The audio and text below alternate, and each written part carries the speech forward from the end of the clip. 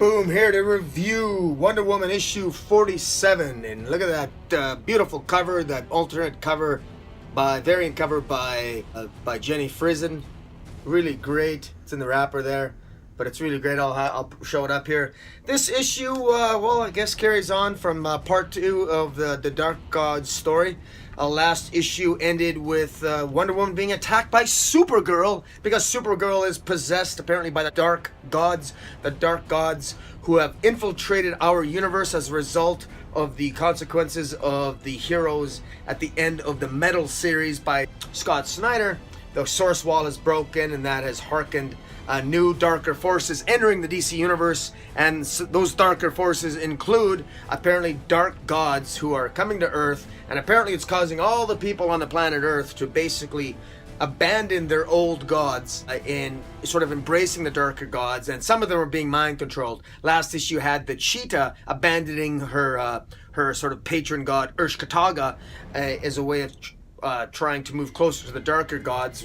Cheetah was eventually defeated by Wonder Woman, but it ended, of course, with her being attacked by by Supergirl. And Supergirl, it looks as if she's abandoning the Kryptonian god Ra in order to embrace the dark gods. Why the dark gods seem to have an influence on Supergirl, or seem to have more of an influence on some people as opposed to others, I'm not sure. It's also not clear why Wonder Woman herself doesn't seem to be influenced by the dark gods' power. It's suggested in here, perhaps it's because of Wonder Woman's connection to her own gods that's very strong, or perhaps it's because of Wonder Woman's connection to her magic lasso, the so-called Golden Perfect. Whatever it is, it's interesting to see how things play out here. This issue is primarily riddled with a whole bunch of action. The first half of the issue is pretty much it's one long fight scene between Wonder Woman and Supergirl.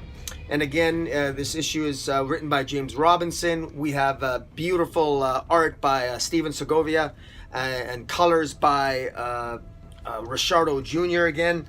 There was also a guest artist who did some breakdowns on pages 6 to 20. That's Rick Leonardi. He's done some art before. Romulo Fajardi Jr. is the colors, and Seda Tamafonte did the lettering. And really good stuff. Ray McCarthy and Romulo Fajardo Jr. on the cover, on the standard cover, and again Jenny Frison on the beautiful alternate variant cover of Wonder Woman and Supergirl sharing an ice cream cone. And yeah, so it's now as far as the story itself, Jason is also in this issue. And Jason we learned something about Jason, where Jason got his costume. Now, one of the things that I've complained about is just how boring Jason has been. And while there's a little bit of hope here suggesting that Jason will become a more interesting character as things progress forward, but as this story continues, this entire first half of the first issue is just Wonder Woman fighting Supergirl, and she subdues Supergirl with her magic lasso eventually, and asks Supergirl any information she knows about the Dark Gods. Supergirl doesn't tell Wonder Woman anything, she just passes out. So in that respect, we have one long fight scene that reveals absolutely nothing of substance toward moving the storyline forward, which is unfortunate. We then, schizophrenically, we switch with Jason, who last issue freed his stepfather Glaucus from imprisonment in the hands of Cobra in a prison in Montenegro, and Glaucus told Jason, apparently off panel, to ask the Fates about any information that they might have in terms of where Jason got his new wardrobe. As you know, I've criticized Jason because when we originally met him, he had his gay capri pants, blue capri pants, looked ridiculous. But now he's got a cool costume, and the costume appears to enhance his power somewhat, but Jason can only use one power at a time. He seems to be able to control the weather, control Mother Nature to a certain extent. He can control lightning, he can control the water, he can control the wind. He has some controls over nature, and he's got the speed of Hermes, he's got super speed, and he's got some enhanced strength. And he gets it from the gods, but exactly why or how and the origins of it, we just didn't know. And even Jason himself, his memory, he doesn't know. So that's why he went to ask the Fates. Now, the Fates are essentially 3 women. Now, the 3 women are immortal. They've existed for centuries. The Fates have been represented in different incarnations and with different appearances throughout Wonder Woman's history.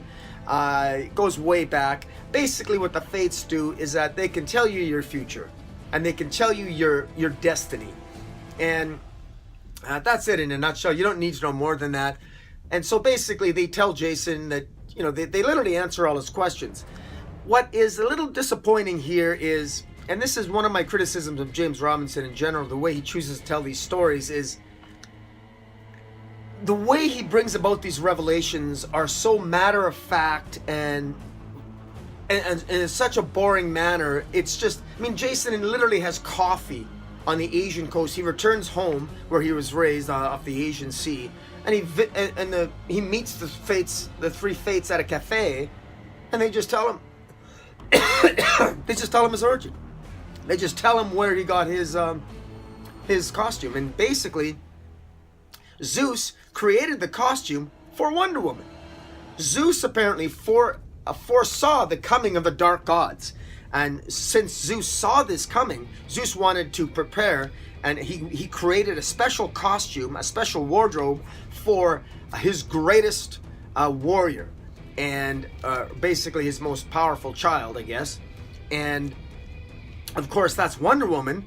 But apparently when Zeus died before he could give it to Wonder Woman, and apparently the other Greek gods, for some reason, because they're old-fashioned, I'm not making this up, this is literally what the reason is, the Fates said that because the other gods, because they're old-fashioned, they assumed that that Zeus would want to give it to Jason because Jason is a man.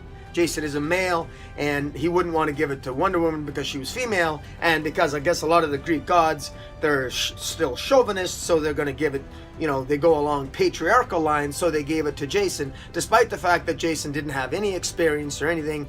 That's what they did. So that's the explanation. And I guess I can buy that, because the Greek gods, I mean, historically they are quite chauvinist, and they're riddled with other kind of flaws and personality flaws and what have you. I'm not sure how Hera felt about that, but there's some suggestion by the Fates that Hera didn't exactly feel the same way, but Hera didn't so much care because so what if it would cause a little chaos? So apparently Hera didn't have any objection to this costume once Zeus was killed. All this is happening off panel, but apparently they had no problem just giving this powerful armor that Jason wears, giving it to Jason, and for some reason wiping some of his memory as well. Why they wiped some of his memory is not really explained either. You think they would at least give him some clues as to how to use it or help him out in that regard. But anyways, that's the explanation for Jason's armor. Upon finding out, the Fates basically tell Jason very matter-of-factly. I mean, they tell him this over coffee. This isn't like it's in casual conversation. So the way James Robinson sets up these revelations is in sort of a boring manner. It's sort of in the same way that a couple issues ago, it's casually mentioned by Grail that her and Jason were lovers. Again, off panel, we didn't even know about it. The most interesting aspects in Revelations are just sort of spoken matter-of-factly. They're not really done in a big page reveal or anything. It's very disappointing. Again, it's my criticism of the way James Robinson structures these stories. He'll put an entire wasted issue waste half the issue on a battle scene between Wonder Woman and Supergirl that we know how it's going to end. We know she's under the control of the Dark Gods. We know nothing is of consequence. Why? It's not necessary. We could have had more of a build up to the revelation of Jason's origins there, as opposed to a boring conversation between him and the three Fates, and who, by the way, look quite ordinary and normal. And they're on what they call a wham, and apparently that means walk among mortals. That's what the three Fates do. They have different appearances over time, and anyways, they're on a wham about walk among mortals, where that's what they do. And in any event, so. Jason finds out the revelation about his costume, where he got it from, and then he's told by the Fates that the Dark Gods are now attacking, and he goes immediately and he meets up with Wonder Woman, who after Wonder Woman has subdued Supergirl, and they literally meet the Dark Gods, and the Dark Gods are revealed, and Jason doesn't know what to do. Wonder Woman seems frustrated with Jason. All of a sudden, the Dark Gods start emitting these beams from their eyes. Wonder Woman and Jason start, they wonder what to do. Wonder Woman doesn't seem fazed at all that these three massive monolith dark gods are emitting beams from their eyes. No comment is made. She just says, oh, let's go check it out. Meanwhile, we don't even know where these beams from their eyes are going. It's, again, it's just a very odd way of telling this. It doesn't quite make sense. Wonder Woman's reactions didn't seem right. Jason's reactions didn't seem right. Who are they attacking? Why are the dark gods emitting? Jeez, I can't even speak. I'm battling off a bout of laryngitis, and it's screwing out my speech again. In any event, the dark gods are emitting these red rays from their eyes, and you think they would be damaging or destroying something, but we just don't know. And before Wonder Woman and Jason can really investigate, all of a sudden, out of the blue, Zamorin's Star Sapphires show up and whisk Wonder Woman away. And for those of you who don't know who Star Sapphires are, a Star Sapphire is Star Sapphire is a classic Green Lantern enemy, and she basically, if you recall back in the days of Blackest Night, they sort of have the power of, they sort of have the emotion of love, and they got sort of a pink or off purple or a violet color ring. And in any event, they kidnap Wonder Woman to take her to Zamaron, the planet Zamaron, to deal with a crisis that will be dealt with in Wonder Woman Annual 2, apparently. So, and that leaves Jason totally alone to face the monoliths. So, again, it seems like another way to sort of decompress the way to drag the story out, but I gotta admit, I'm curious to know why the Zamarons want Wonder Woman. The Zamarons sort of have rings that deal with the emotion of love, and Wonder Woman is the embodiment of love. So maybe it has something to do with their connection to love. But in any event, we're moving forward here. It's an interesting comic. It's again, I've always got some issues with James Robinson, how he executes and structures these stories moving forward. The dark gods are apparently taking over or attack the Earth, and it just doesn't feel like it's a big deal. And I have to say, they look ridiculous. They look ridiculous. They look like, well, I don't even know. They just look like giant coffins. And I don't know, they don't look particularly intimidating. But then they look underwhelming as well, which is sort of a great way to describe this entire James Robinson arc, is just underwhelming. But in any event, guys, it's worth picking up just for no other reason that finally we get some revelations about Jason. Jason might even end up being an interesting character. Who knows? The jury's still out on that. Knock on wood. I just don't have anyone around to knock.